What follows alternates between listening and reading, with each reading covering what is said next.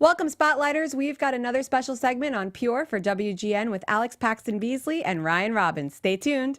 You're tuned in to AfterBuzz TV, the ESPN of TV talk. Now, let the buzz begin. Welcome, guys. We've got the cast of Pure here, the lovely Alex Paxton-Beesley and Ryan Robbins. And you guys, obviously, you had to rap this to get the job, right? Yes, Obviously. yeah, that was a requirement. Yeah, that was our only audition, was learning and then performing this rap. Freestyle. That's rad. Could you imagine if that was it? That'd be amazing. Are you kidding? I would not be here right now. Oh, come on. Give yourself I some would credit. be here harder. You know what I mean? Yeah. This song is incredible. So I awesome. love this song so much. I It's, just- it's a Mennonite rap. It's it's a in Plattdeutsch Plattdeutsch rap, yeah. in Low German. It's so great. I really love this, but I full on pictured that audition in my head, and you guys were in like the '90s, like Missy Elliott tracksuits, and you were just going for it. Oh, yeah, I'd have the one pant leg rolled up. Yeah, awesome. It's giving me so much life. All right, so for everybody tuning in, Pure is a brand new TV show that's debuting on WGN, and you play. I play Anna Funk. And Ryan. I play Noah Funk, newly elected pastor to the community. And the pilot starts off with a pretty grisly murder. And like some coke smuggling, and then you find out that all is not kosher within the Mennonite community. Yeah, just a nice soft opening. Just ease you in. And for people who don't know, who want to check it out for the first time, can you guys tell them a little bit about the show and what it's about? And also, clarification, two things. When I saw the still posters, I totally thought this was set in colonial times. And then I also thought it was about the Amish once I saw the cars, but I was confused why the Amish people were in cars. It is about neither of those things. Yes. Right. Well, it's about Mennonites who are also Anabaptists, like the Amish. With some considerable differences. Our show's it's based on, inspired by true events, the Mennonite mob, drug smugglers. This is real? Yeah, it's based on something that has really happened. Yeah, it's been going on for 25 years or so. Yeah. It's a very small group of Mennonites. It's, Yeah. we're not, we're definitely not saying that this is all Mennonites. It's a very small group, and in fact, our show is about the other side. It's about, the true Mennonite communities who really believe in their faith and their family and their communities. And this drug cartel infiltrates our community, and it's a cancer, it's a virus, and as the new pastor, my character Noah wants it out. He wants it just gone, and he thinks it's just that simple. Just get it out of here, and everything will be fine again. But it's the drug cartel, and it is absolutely not that simple. And how do you react? Because he takes a lot of choices in the pilot episode, and you have to have a sit down with him like, hi, I'm your wife. You can't just say yes and no. Yeah. Well, something that I think we both really love about this show is that Anna and Noah are in every way a partnership. Their relationship is about equality and respect. And so, I think Noah is trying to take care of things. He wants to take care of his family, and he wants to take care of his community. And part of that is trying to protect his wife. And the way that he chooses to try to protect her is maybe to not tell her some things that he should probably be sharing, because she's very good at handling stuff, to put it eloquently. Like a lot of relationships, Yeah. the husband Noah, he's sort of like the sail, fluttering in the wind, and Anna is the rudder in the steering wheel, going, no, come on, let's just get back on track here. That's a good analogy. I really like that. She knows that something's going on. She doesn't know what exactly. And as he shares more and more with her, they're able to come to that place of sharing in the responsibility and sharing and making these incredibly difficult decisions and actions that they have to do in order to keep themselves and their children and their community as safe as they possibly can. And then they're both completely overwhelmed together. Oh my God, yes. Yeah. It's really hard, but they're in it together. And then for people watching the show who are super like cinephiles and they love watching TV, how do you guys film it? Do you film it long form in the sense that you film it all in a block of like 3-4 months, or more like a film, or do you do it more like traditional TV? Well, it's sort of a combination of things. We block shoot a couple of episodes at a time. We do shoot. We took us about three or so months to shoot the first season. So because we do 6 episodes and, they're each an hour long, it does feel like shooting quite a long movie. And that's sort of a gift, right? Because it means that our story it has a very genuine arc over those 6 episodes. And we were able, the first season is all directed by Ken Girardi, who is incredible. And we've got this cohesion of vision and of story and of visual language all through the first season. That's just pretty remarkable, I think. Wait, so I have a question then from the technical standpoint. If you only had one director, was second team coming in to do the blocking overlaps for the different episodes? If you guys, let's say, had to film one location for episode 3, but then you had to come back to that same location for 6. I'm not saying that happens. I'm just speculating. Well, the reason we block shoot is because of that. We're very location specific. Our locations are essentially characters in our story. So we block shoot 4 locations. So we say, okay, well, we have this location for X amount of time. So we're going to shoot everything that takes place in this location in these 2 episodes here. And so it works out better that way. We do have an amazing second team. We have an amazing crew. Our crew is absolutely phenomenal. It's the best crew I've ever worked with. And, it's epic. It's a big undertaking, our show. Especially when you add in, we're dealing with live animals. We've got horses on set. We've got big crowd scenes. We've got a lot of, the moving parts of just like the technical side of things of making this show it's pretty incredible, and it goes very smoothly. Yeah, and also you consider we're playing in 2 worlds, right? There's the Mennonite world, and then there's the Auslander world. And when you're watching the show, if you appreciate cinema and color and texture, I'm very proud of our show for that. The Mennonite world doesn't look anything like the Auslander world, and vice versa. The colors are slightly different. The framing is different, and that's tricky in and of itself. Keeping track of that. And between Ken Girardi, our director, Michael Amo, the creator and the writer, and Tom Best, who was the DP for season 1.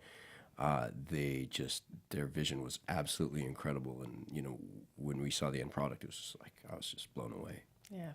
And now from the actor's point of view, for any actors that might be tuning in, how did you guys approach your character? And also, how hard was it to learn German for your characters? Because fun fact, there is a lot of subtitling going on, especially for all the church scenes. It's not even German. Yeah, it's low German. Yeah. So that was, I think, one of the biggest challenges for us, because Plattdeutsch doesn't really exist. It's not really a written language. It doesn't really exist in audio recording. Like, there's not a ton of material for us to draw on. So it's not the kind of thing where we could go, if we were wondering how to say something, and just go Google it on set and then have that at our disposal. So we were lucky enough to work with a pretty incredible consultant, Laura Cahoot, who is, sort of our encyclopedia. She grew up a Mennonite in Paraguay and then in Western Canada. And she's the person who is, behind the monitors with her headphones on whenever we're speaking Plattdeutsch, just like paying attention to every single syllable that we pronounce. She's the one that we go to if we want something to say off the cuff, if we want to make our behavior more alive, if we have a question about etiquette or any of that stuff. She's the person that we go to. And there's very specific things in our action as old colony Mennonites, which is what we play. They're not PDA people, you know what I mean? Like, and it's like you have your impulse is to do a scene and touch a partner in the scene, and that's not something. And Laura was great for like, well, what you would do maybe instead is this, and there's not a lot of I love yous. There's not a lot of that. The affection is much more practical. Yeah. And so that was really cool. The ins and outs of that type of work and being true to the character and being true as we could to that way of living. Yeah. So I know, Ryan, you've had to work with difficult languages before. Have you ever had to do that before, Alex, where you had to learn another language for character? Well, I do speak French as a second language. I was much more fluent when I was younger, and I got to work in French for the very first time at the beginning of last year, which was it's crazy. Also because, it wasn't on a French show. It was an American show that had my character only spoke in French. We were a French family. And it's interesting to get a script like that and be like, okay, this isn't quite how a French person would say that. Yeah. It's the language is too formal. And I feel like that's a lot of what Laura was doing with us, just trying And now we've been renewed for a second season, and so we got to do a lot more of the work in the Low German, and starting to begin to understand the way that their sentence structure works, I find really fascinating. To figure out how a language is put together, because it's not like a Romance language where our sentence structure, our grammar is pretty easily translatable. We put sentences together the same way. Not so in Low German. Yeah, you know how it is. You're trying to make a point by accentuating a certain syllable or word, and in that language you have to be careful with that, because it could mean something completely different. And so that was really that was.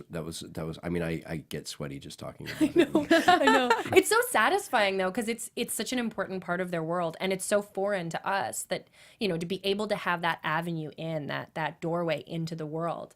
I really loved it, and I want to keep doing it because it's so hard, but it's the most fun thing when I'm really feeling like it's starting to gel and I'm actually able to do it a little bit. It's like this crazy mountain that you get to the top and you're like, oh my God, this is amazing. And then you're like, oh, there's a much higher peak. I've got to keep climbing. What a great mental workout. But I mean, Ryan, obviously your last language that you worked on was so easy. It was just what, ancient Egyptian? Ancient Aramaic, yeah. Oh, Aramaic. There we go. Which is another language that didn't really exist on record, and which I also had to do with white contacts in my eyes. So if I forgot a line, I couldn't even refer look to it, and I couldn't yell line because nobody knew what the hell I was talking about. So I was like, line? I don't know. I have no idea. It's funny, real quick segue is... You're talking about arrow, of course. And during that scene, I had these white contacts I couldn't see, and I've got to walk towards Stephen Amell and deliver this dialogue in ancient Aramaic. And I can't see, and I'm walking. And Gregory Smith directed the episode. Yes, I know. You told me this. Who's an old friend. And I can't. Apparently, I don't walk straight. So I kept walking on an angle, and everybody, it's funny. And then finally, Stephen goes, guys, seriously, I haven't shot a single real arrow this entire show. Do we not have the budget to just CG the whites in his eyes? And there was this moment of silence, and I was like, right, yes, we can definitely do that. So that was kind of a funny. But yes, but... Oh, wait, so then they did end up CGing the whites in your eyes? Thank God. Yeah. What a time to find out that, God forbid, if your vision ever went, you would never walk straight again. No, but I guess I have like it a subtle limp. It might be an ear thing. It might be an inner ear thing, right? I got that weird ear thing. But but Steven, he saved my butt on that one. And but that didn't help me with this language at all, because they're completely different. I have an okay comprehension with German. I don't speak a second language, but I comprehend German a little bit. German is actually the most similar to English in its formatting. Mm-hmm. Yes, and that's the great thing about it. What was familiar was the Latin derivative with French, Spanish, and German, so you could start to recognize certain bits of dialogue. Over time now, we're starting to recognize certain bits of dialogue, so it makes it easier to remember.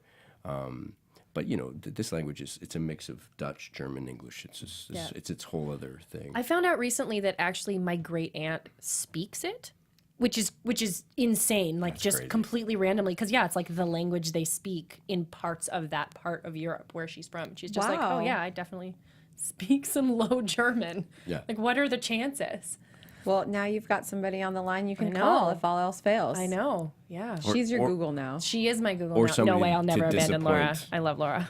Sorry? Or somebody to disappoint if you get it wrong. Yeah, someone who's going to watch it and be like, your pronunciation was not great, Alex. No, that was... Oh, Thanksgiving dinners.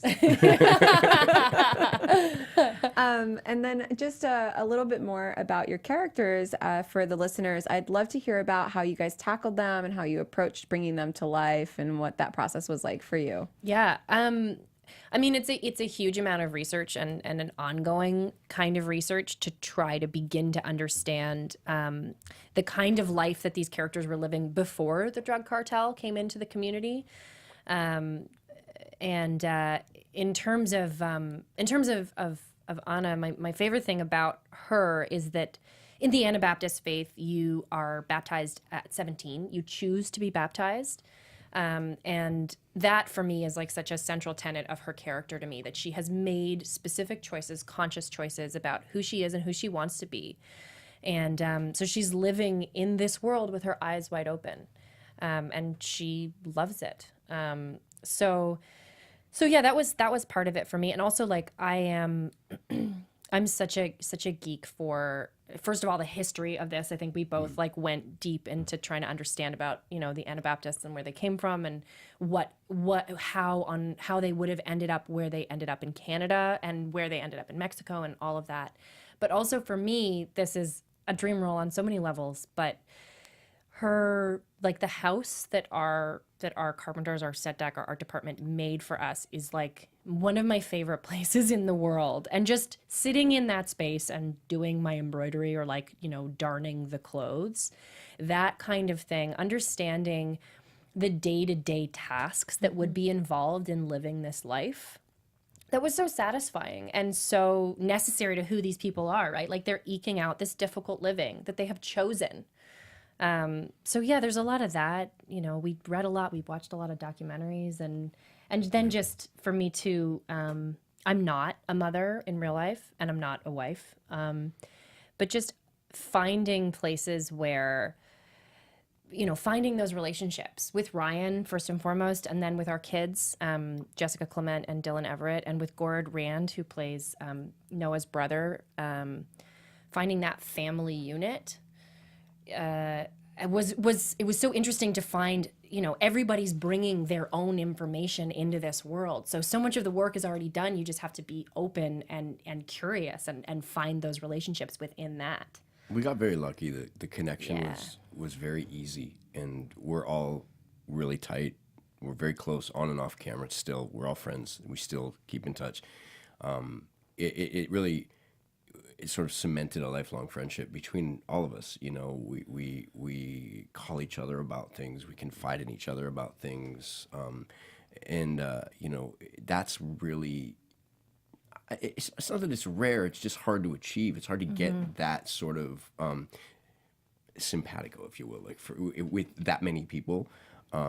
And the cast is exceptional. And to be honest, it goes beyond the cast. We're the crew. We hang out, and we have a baseball team. They're the they're the greatest. You have a baseball group of human team? beings. Yeah, we have a pure baseball team, and Who are you guys playing against? whatever other production is in town at the time, we'll take them on. Yeah. And we always have more fun. We do. Have you had a always winning have more streak? fun. No. I think we always lose, but listen, we're the loudest. That's my fault. the That's what I do loudest. a lot of yelling. I'm have most Italian. Who's ever the loudest is actually the winner. Yeah, and we don't So bring that's a we don't fact. bring ringers in like some of these other shows. Yeah, some of these other shows. The Mist. What? Ryan, circling back for your character, how did you find Noah? How was that for you? For me, what was the challenge and the joy is his stillness. He's very grounded, and unlike Anna, I don't think it was a choice for Noah. I think he always knew. It was never a question that he was going to follow in his faith. And I think that makes such a beautiful dynamic, because Noah would just rather shut out the Auslander world and pretend it doesn't exist, whereas Anna is very aware of it and very aware of what it is and what it is capable of, where Noah just wants to just ignore it completely. And moving forward into the experience that they end up going through, that becomes super helpful. And then same with Abel, played by Gord Rand, Noah's brother. Abel's is struggling. He's struggling with addiction, and he's been out in the world. So their partnership is also essential for Noah, for Abel to actually school him on, no, this is the real world. Like Noah humiliates Abel when they're out in the real world. He just doesn't know, doesn't know anything. Know. It's a different way of life. It's just, and there's something, I find that life really attractive. The living off the grid, the simple life, get rid of technology for a minute, just step away from all that for a while. I personally, I live in a relatively small town in the mountains, and I used to live here. I used to live in LA, and I just got to a point where I was able to do that, and I was grateful to do that. I live in a little town, and I like that sort of simpler life. In my town, everybody looks each other in the eye, says, "Hey, hi, how you doing? Good morning," and we have a community. We dig each other out of the snow, and we help each other out, and I appreciate that more so now, having shot our show. That's really nice. Yeah. All right. Well, as we've dug into your characters, we're going to pull up a clip from the pilot episode for you guys who are watching.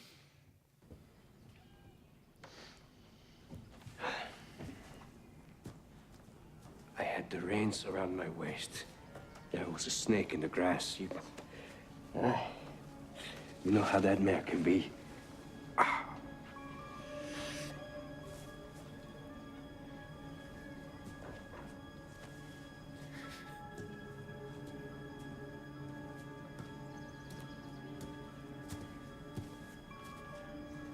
lied for you.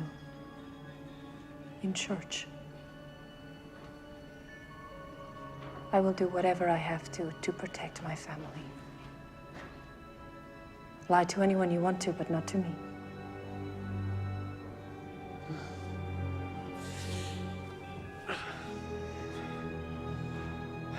What happened? Eli Voss sent a message. Dun dun dun. Really rap. It's a very lighthearted comedy, as you can see. We also have a couple stills from set that we can pull up just as we're talking for anyone watching the interview versus listening to it. There's one of you looking out, and it seems like you are being quite judgy there as Noah. I think I know who you're looking at in that That's picture. me looking at Bronco. Yeah, That's the AJ Buckley's character. Look at that! Look at that spring chicken. And then we've got you in church plotting. Yeah, with Jessica Clement, who plays Tina, our daughter. She's just the greatest. You just look so furious in that photo. Yeah, listen, there's a lot going on. There's a lot of balls to juggle. It's tough. Well, it's funny because you say like this show is very heavy. It's dealing with some really intense themes, but there are moments of levity. Like Gord in that clip that we just watched, Gord, who plays Abel, is just, he's so alive and, he's such a wonderful actor. I just find it so funny when Abel just like slinks out of, he like puts on his hat and he's like, oh, you're in trouble. This is one of the things for actors watching. I'm going to address the camera here. Is if you watch our show, and I hope you do, and I hope you enjoy it, but really pay attention to the nuances of this cast. What we're losing, in my opinion, as actors is listening. We don't listen like we should in scenes. And if you watch Gord Rand, if you watch Dylan Everett, you watch Jessica Clement, sorry, and Alex, our show is full of great listeners. Dylan Taylor, oh my God, Dylan's amazing. He's a monster of a man with just this heartbreak in his Dylan eyes. plays Joey. He plays Joey, the big thug, but when you really break it down, there are so many moments where people don't say anything and they say so much, and that's a testament to the cast, to this talented cast that we have. There are scenes that we changed certain things the way we shot just based on someone's off-camera performance. Like our show, a lot of times, and actors watching will know. Sometimes when it's not your coverage, it's your partner's coverage. You might phone it in a little bit. You might not give it 100%. That doesn't happen on our show, not ever. And when you're giving a performance and your scene partner's not even on camera and they're just drenched in tears, you got to cover that and you got to reward that. And our showrunner and creator and our directors are phenomenal with that, with recognizing it. Dylan Everett is an example I talk about a lot. A scene in the church where his reactions informed my performance. It actually changed my intention in my performance for the better. It made my performance so much better. And Ken Girardi, he clocked it. He noticed it, and so they turned around to get the reaction so you could see what I was playing off of. And it turns out to this beautiful, unspoken moment. And Gord Rand is a genius at it, and behavior. Watch these amazing actors and their behavior choices. Again, Dylan Taylor is an actor who is very specific and careful with his behavior, but it's unique and it's original and it's incredibly watchable. We got so lucky. AJ Buckley. We really did. Oh my God. There's no other actor on this planet like AJ Buckley. We had Rosie Perez come in who just brought her A game. She was phenomenal in this. She came in prepared. She didn't break her accent. She was like, we got lucky. As an actor, you will really, really appreciate our show. I think we part of what we got so lucky in is that it really feels like everybody in our show, we all want to tell this story together so badly. And it feels like we found that with each other. Like we are on the same page. And a lot of that has to do with the community that we're able to have, you know, both in the story, but also just within ourselves, with our crew. I had Eddie, who is on our first camera. He said to me very early on in the process, he was like, I love working in film because it is the most collaborative medium. Everybody on this set has to be doing their job for this to work. It's not just about the cameras. It's not just about the lighting. It's not just about the actors. Everybody has to do their job. And it feels that way so completely on this show, you know, from the very, very tip top down. And it's amazing because it's inspiring, right? Like you feel so supported by everybody. So you're like, oh my God, okay, you're really listening. So I'm like, we're going for this. We're Gives making you the something. freedom to be creative. I don't Yeah. know if you can tell that we're very passionate. We really love our about show. No, I really love like it. our show. This is great. I love this passion because that's why people should tune in. It is. This show is. If you're ever lucky enough to, if this is what you want to do, and you're lucky enough to be on a show like this, you'll understand it's a rare opportunity, and we're just grateful as hell, and milking it for all it's worth, because we understand what we have here. We understand the magic that we have here, and we're so grateful that we have a network like WGN America, who, you know, they had the foresight and the faith to go, like, to take a chance on us and be like, man, they saw something in us in our show and gave us another season, which is amazingly grateful. And I really hope that we get to do several more for them, because they've been incredible to us. And you know, if it wasn't for them, we wouldn't be here right now. So.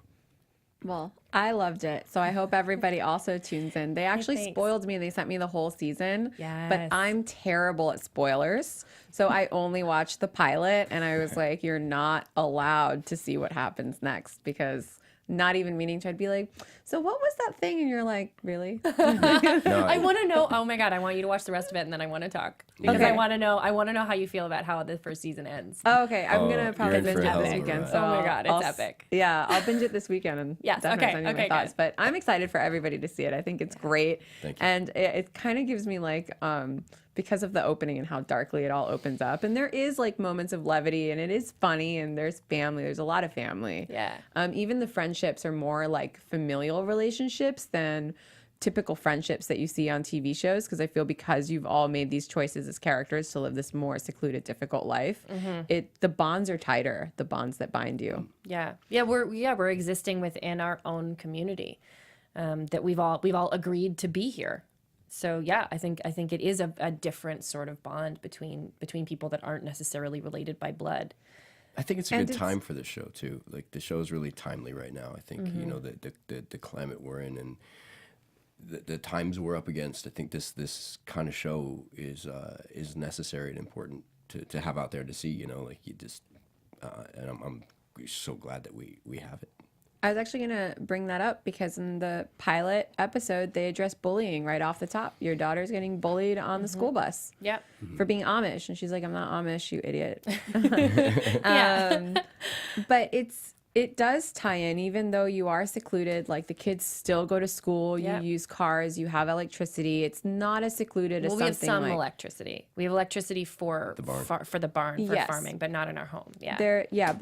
there's some, it's not quite as secluded as people have seen, but you see you interacting with yourselves and with the community, and a lot of the issues I feel that we're all talking about Yeah. in like our day-to-day lives are reflected even here. Yeah, absolutely. Well, I think, you know, to speak to what Ryan's talking about it being appropriate for this time, you know, there are some things in this that are absolutely universal.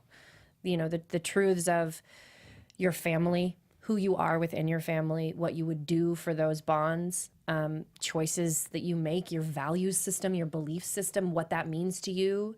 I think there's a ton going on here that people will be surprised to try to, you know, you watch it and you try to ask yourself what you would do in these situations. And I think the questions are universal, right? If you're cornered, what are you going to do? Who are you going to protect, and how are you going to protect them? Including yourself. What are you going to do? What, you know, when the chips are down, what are your limits? And it's that's a really tough question. Yeah, and we're in a place right now where it's just the easiest go-to is just to label something, because it's Yeah. easier for me to label you this, you know, and, Yeah. and you could tell me otherwise, but I don't want to hear otherwise. I just want to know what I think, and that's all that matters to me. And the real root of who you are is essential and important, and you get to see that with these characters. You don't just get to go, oh, this is an archetype, that's an archetype, which you see a lot in TV right now. Is you go, oh, this is a familiar archetype. Oh, that's the hero, that's the villain.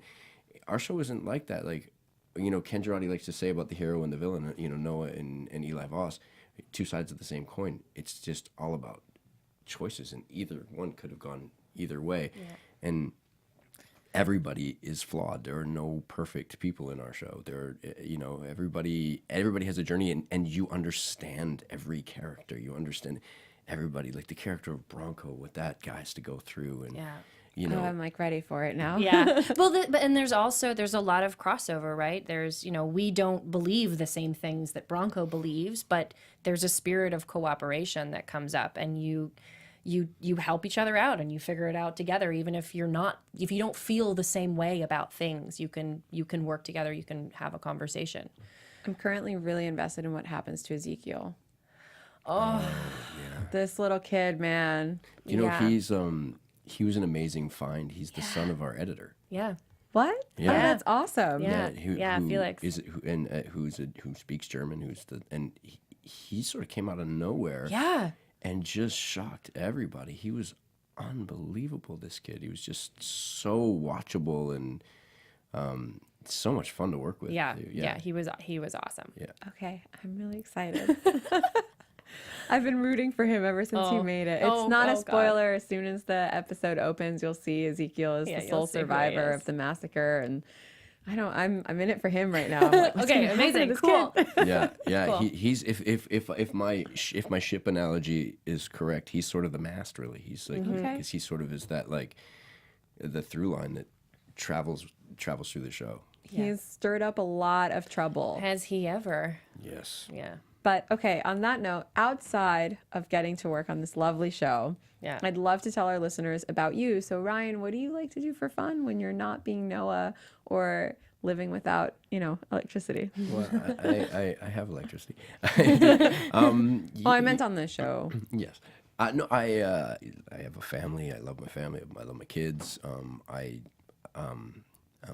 have a motorcycle shop. I build custom motorcycles. That's so cool. He says it so ruefully. It's so cool. Yeah, we It's do. so We very just cool. we Where is it? It's in Squamish, BC, my hometown where I live. It's called Tri-Stone Moto. We do custom work on. We restore and customize vintage motorcycles, and it's just fun. I like motorcycles. I've ridden motorcycles most of my life, and it's just for me. It's just another creative outlet. It's not. We don't do it for the money. My partners are stunt guys who happen to be mechanics and filmmakers. We film everything, and we just love the creative aspect. It's just art. Like Wait, so do you share videos of you guys putting these bikes together? Where can people find this? That is literally so cool. go to Instagram and follow tristonemoto.com. We just launched the Instagram account. We were doing it out of my garage, and it got busy and crazy. My wife was like, "Get out of the garage." So so we opened a shop, and then as soon as we opened the shop, things got a little crazy pretty quick. But yeah, we do great work. We do complete fabrication, and it's fun moving metal, and we'll sit around and we'll look at a bike, and then we'll visualize how we see it and strip it down. And my personal style, I like to make bikes that look like they could survive the apocalypse. My partner Clancy, he's like What a cool name, by the way, Clancy. Clancy Peterson. Yeah, it's a great name. Born to work on motorcycles. And he's a stunt guy, mechanic, but he's like an engineer's mind. So the way he designs bikes are sleek and cool. And then we have the mad scientist filmmaker. His name's Keven Undergaro, who documents everything and keeps us on our toes because he's absolutely insane. I feel like this is the coolest thing a guest has ever told me that they do for fun. I'm like, how cool are you? We don't do it for money. We all have other jobs. We all work in the film industry, but we love that creative process of something that people just have given up on. Something that somebody's just forgotten about or given up on, and you take a motorcycle apart and it starts to tell you a story, and then you get to add to its story, and you get to give it new life and a new home, and give somebody a one-of-a-kind super cool piece of machinery, and that's art that you can go fast on. I feel like there's a huge crossover between like the film community and the motorcycle loving community. Absolutely. So many of my actor, film crew friends, director friends, like they're all obsessed with motorcycles. Yeah. Most of our I builds concur are on that one. most of our builds are for tend to be for people in the film industry or people like special forces, military. Or, Yeah. yeah. So I'm speechless. Like, that is rad. Yeah, it's fun. And so, Alex, I was trolling your Instagram, Atta and girl. I realized that we have a similar love for Harry Potter. It was pretty magical. I was in New York recently and I got off the subway and was just like, I was just going to go for a walk. And I stumbled across this incredible exhibit at the New York Historical Society it was the history of Harry Potter. So they had like a bunch of stuff from her, like J.K. Rowling's notes. They had a bunch of her original, the original books that she hand wrote and like her original timelines and stuff. And then they also had all of this historical material that served as both inspiration and source material for what she was writing. So I found it so gratifying because, like I tend to think, especially when I read something like that epic or you see a movie or something, you're like, oh, that idea obviously just sprung fully formed into their mind because they're a genius and I'm just like a stupid idiot. And then seeing this and seeing like, oh no, you have an idea, you do a whole bunch of research and that research spawns more ideas. So to see just the depth of her research and the world that she was drawing on, there's like pictures of the first potions class, like historical drawings from like the 1500s. Wow. It was pretty rad. I highly recommend it. If anyone's in New York City, go to that exhibit. I'm about to book a ticket home. My Dude, family's going to go. be like, oh, I was like, I'm not here for you. Yeah. Yeah. Actually, the whole museum is pretty incredible. They also had an exhibit about the history of Jim Crow upstairs. There's more. Oh yeah, there's like the Harry Potter exhibits on the bottom, and then there's this really arresting photography exhibit on the second floor, and then Hang on a second. So when you say like the Harry Potter exhibit has the potions and stuff from the 1500s, those are like etchings, but not actually. They're like not actually from the 1500s because it's fiction. No, they are. Like this is like historical material that is part of her research. So like, a lot of things like alchemy. That's incredible. Yeah, That's so cool. It was amazing. Like there's all of this. There were like fossils and like all of these textbooks that were her source material. She kind of is like the best mom ever, huh? Like it's just like bedtime stories that turned into like a gajillion-dollar enterprise. But she did all the research. She's like, my bedtime stories are kind of cool. Oh, let me do some research. Oh, this is pretty fascinating. And because that's like... Well, so for people who don't know, she actually wrote Harry Potter, and a lot of it deals with death because it was her dealing with her mother dying. Yeah. So a lot of it's death. But the first book, we call it the Sorcerer's Stone in the United States, right. but it's actually the Philosopher's Stone. Yeah, in Canada, it's the Philosopher's Stone. So Nicholas Flamel, real dude. There's a whole book about him in this exhibit. Like there's all this like ancient texts about Nicholas Flamel. That's really cool. And Is it true? I mean, it's true. I think this is a little bit strange, but I heard the reason they didn't call it the Philosopher's Stone is because they were worried people wouldn't know what a philosopher was. Yeah, I read that. That's true. I mean, that was in the exhibit. They did say that in the exhibit. Yes, so I feel like that's always truthful, I feel right? like that's narrow-minded marketing. Well, but I also think that Different times, it might too. mean something different too, right? Like because philosopher to some people, to different culture, in England might call to mind something a little bit different than clearly what they wanted it to mean here was sorcerer, as in wizard, whereas philosopher might not call that same thing to mind within American culture. You know what I mean? It's just like the specificity of language. I kind of respect it in a weird way. You just said specificity. Specificity. And I It's a good said word. it again. I did. I couldn't even say it the first time. Wait, so what house are you, more importantly? Oh, for the... Well, Just this rabbit based hole. on the fact that I just said specificity and talked about ancient texts, I'm clearly a Ravenclaw. Me too. Yeah. Right Yeah. here, Yeah, girl. Yes. Was that what it Ravenclaw says? forever. Is there not a secret Ravenclaw No, I just wanted. thing? No, actually, I mean, did you know- this is my Raptors Did claw. this- I'm a Toronto basketball fan, so this is my Raptors claw, but it could be a Ravenclaw. Ravenclaw as Yeah. well. I don't know anything about spy. I'm like, okay, yeah, I'll do it. That's the new Ravenclaw sign. Yeah, it's Ravenclaw.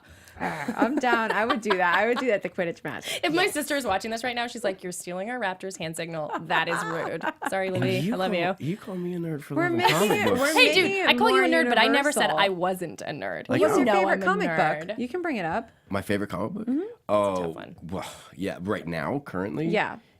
is probably Seven to Eternity by Rick Remender or Black Science by Rick Remender. There you go. Those would be my favorites right now. I just did a series for Rick called Deadly Class, and I'm a big fan of his. He's a great author, and he did he wrote this really great Venom canon that was just like crazy good. Yeah, he's good at that. But I'd say historically, probably Sandman. I think is probably Sandman and Fables are probably two of my biggest. And growing up as a kid, Spider-Man was my guy. Spider-Man's always going to be my guy. Well, what do you think of the new Marvel ones? Do you like them?